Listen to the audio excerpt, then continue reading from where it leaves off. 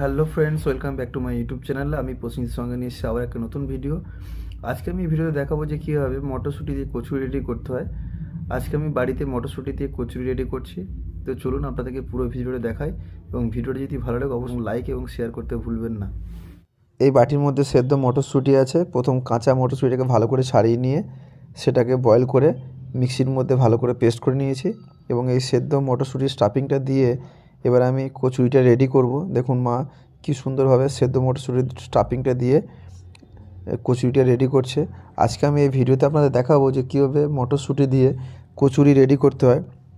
মায়ের মোটামুটি পুর দেওয়া হয়ে গেছে, এবং এটাকে ভালো করে গোল করে নিয়ে বেলনা দিয়ে ভালো করে বেলে নেবে। দেখুন মোটামুটি গোল হয়ে গেছে। এবারে মা এটাকে আস্তে আস্তে খুব সুন্দরভাবে বেলনা দিয়ে বেলে নেবে। মা মোটামুটি এই কাজে এসব খুবই এক্সপার্ট। দেখুন খুব রাউন্ড শেপটা খুব ভালো এসছে। আমি হয়তো এত রাউন্ড শেপ নিয়ে আসতে পারতাম না। মা মোটামুটি লুচি কচুরি এগুলো খুব ভালোই রেডি করে, এবং লুচিটা প্রায় বেলা রেডি হয়ে গেছে। এবারে এটাকে আমি রান্না করে নিয়ে যাব তেলে ফ্রাইয়ের জন্য। দেখুন দুটো কচুরি মৌসুমি তেলে অলরেডি দিয়ে দিয়েছে, এবং খুব সুন্দরভাবে মৌসুমি আজ কাজে মন দিয়েছে। মোটামুটি 4-5টা কচুরি একসঙ্গে তেলের কড়াইয়ে দিয়ে দেওয়া হয়েছে।